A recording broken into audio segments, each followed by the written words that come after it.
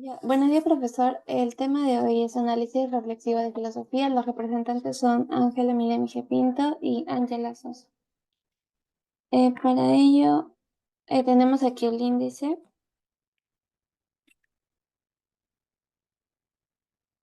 La problemática es la reflexión sobre la influencia de los medios de comunicación en la construcción de la realidad de la perspectiva pública de la verdad. Para esto tenemos un contexto para que se pueda entender un poco más y más que nada vamos a hablar sobre la influencia de los medios de comunicación en la construcción de la realidad, que es un tema muy relevante en el ámbito de la filosofía, ya que se relaciona con cuestiones epistemológica, ética y política. Para ello tenemos una línea. Acá tenemos una pequeña línea de tiempo donde vamos a explicar un poco sobre desde dónde surge este tipo de problema, ¿no? En 1600, por ejemplo, en 1620 tenemos la publicación del Novum Organum de Francis Bacon, que nos introduce la idea de manipulación y la interpretación de la información. En 1835 tenemos el nacimiento de Penny Press en Estados Unidos, que democratiza el acceso a la información, pero también introduce el sensacionalismo. En 1920 tenemos la aparición de la radio como medio masivo de comunicación, en donde transforman las noticias y la información que distribuyen y consumen.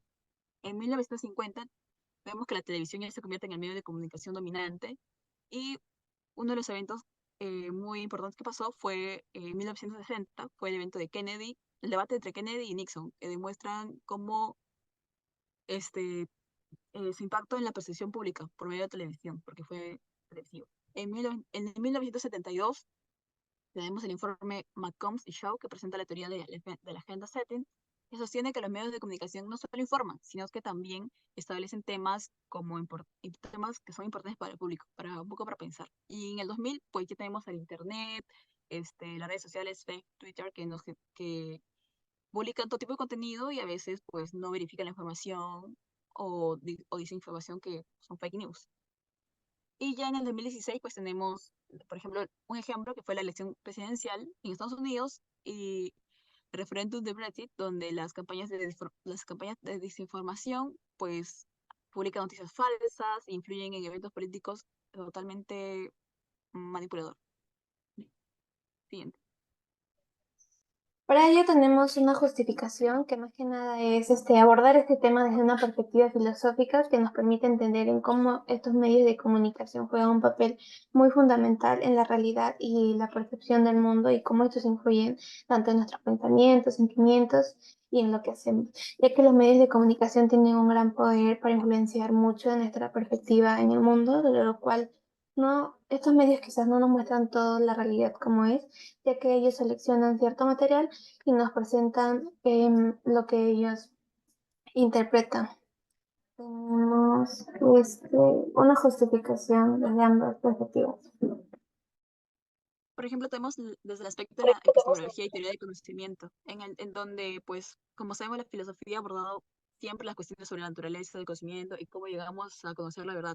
En este caso, los medios de comunicación, pues, son intermediarios entre los hechos del público. O sea, no podemos conocer bien la verdad porque lo que vemos primeramente es la televisión y ahí es donde entra, pues, un poco la filosofía, ¿no? Dudar un poco de lo que nos muestran e investigar un poco más. Tenemos luego la ética de la responsabilidad social, que examina las responsabilidades sociales, ¿no? Aparte y las éticas de los agentes.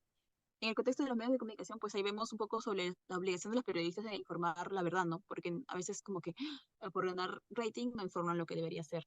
Y pues en el análisis filosófico, pues podrían arrojar la luz sobre las implicancias éticas de la manipulación de la información. En la parte de la crítica y poder, pues podemos ver que la teoría crítica investiga las relaciones de poder y dominación en la sociedad. Porque los medios de comunicación suelen ser controlados por grandes intereses en los cuales totalmente nos manipulan, o sea, como que nos tienen, dicen, ya, la televisión va a ser esto, y entonces tienen que estar a favor de alguien. Y igual con la política y democracia, ¿no? Porque influyen en nuestras opiniones, elecciones, todo. Siguiente. Bueno, para ello tenemos un análisis, de lo cual, respondiendo a la primera pregunta, la corriente que nosotros elegimos es la corriente continental, ya que esta corriente se enfoca en la crítica cultural, en la social, analizando así los medios de comunicación que influyen en la percepción pública de las personas y a su vez en la construcción de la realidad social.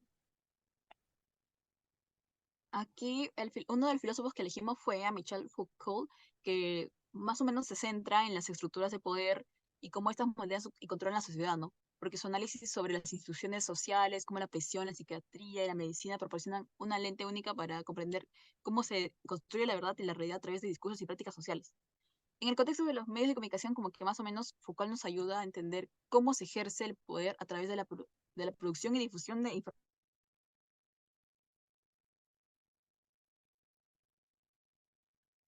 información, ¿no? Y cómo esto influye en la percepción pública de la verdad. Siguiente. De ahí al otro filósofo que eh, elegimos fue Jean-Paul Sartre, que más es conocido por su existencialismo, ¿no? Pero Sartre también abordó temas relacionados con la política y la sociedad. Su enfoque en la libertad individual, responsabilidad moral, proporciona una base para examinar cómo los individuos interactúan con los medios de comunicación y cómo esto afecta a la percepción de la realidad, ¿no? Y eso es muy importante, ya que Sartre nos insta a reflexionar sobre cómo las personas pueden resistir a la manipulación de la verdad por parte de los medios y mantener una autonomía cognitiva, a no creer en lo que solo vemos, ¿no? Siguiente, por favor. Y cómo fue su contribución en la problemática por parte de Michel Foucault, pues, por ejemplo, en su obra clave, que es como Vigilar y Castigar o Historia de la Sexualidad, desafía las mostrando así un conocimiento que no es algo objetivo y neutral, sino que está enraizado en las estructuras de poder y control por parte de la sociedad. Y desde la perspectiva de los medios de comunicación, pues Foucault nos ayuda a entender cómo se ejerce el poder a través de la difusión de información, ¿no? Por ejemplo, los medios pueden ser utilizados para herramientas de control social, a definir qué es considerado aceptable o no aceptable en la sociedad. O sea, los medios de comunicación nos dirigen a todo lo que queremos, prácticamente. Sí.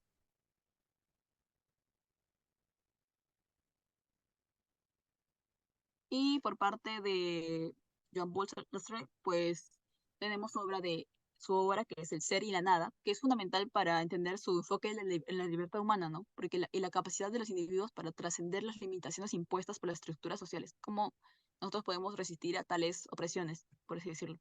Y en los medios de comunicación, pues Sartre nos insta a reflexionar sobre cómo los individuos interactúan con la información que reciben y cómo esto puede afectar nuestra percepción de la realidad. Como decía el mito de la cueva, ¿no? O sea, nosotros lo que podemos, lo que nos presentan en la pantalla es lo que vemos, pero al final cuando salimos a la realidad o investigamos más, no es así. A veces no es así y es como que no debemos dejarnos guiar por solo lo que vemos, sino por investigar más. Y esto como comunicadores, pues sí es muy importante, ya que tenemos que ver qué es lo que estamos comunicando en realidad.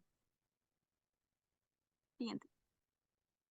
Bueno, por último tenemos las conclusiones de la cual Michel se enfoca, como menciona mi compañera, en las instituciones sociales y las prácticas que moldean la verdad y la realidad a través de sus discursos de poder, de lo cual desde la perspectiva de los medios muestra cómo estos pueden ser utilizados como herramientas de control social y que se presentar unas narrativas dominantes. Y por parte de Jean-Paul, él presenta más lo que es el existencialismo, de lo cual hace una reflexión sobre la política y la libertad individual en relación también con los medios de comunicación, de lo cual se podría destacar la importancia nos destaca la importancia de cuestionar críticamente la información recibida y sobre cómo mantener una manera de la cual no ser susceptibles a quizás esta información manipulada, ¿no? Y la importancia de aprender sobre estas ideas tanto de Michel como de Jean Paul es más que nada que nos ayuda a entender cómo contribuye la verdad y la realidad a través de estos discursos de ellos dos, de los cuales nos permite a nosotros ser un poco más críticos en la información que recibimos y a su vez no ser manipulados mediante los medios de comunicación. Esto nos ayuda a cuestionar más críticamente la información que recibimos y no estar siguiendo a ciegas o lo primero que escuchamos o percibimos en cualquier página o incluso en TikTok, tomarlo con veracidad, sino tomarlo desde distintas perspectivas y no creer lo primero que vemos. Así que eso es todo, muchas gracias.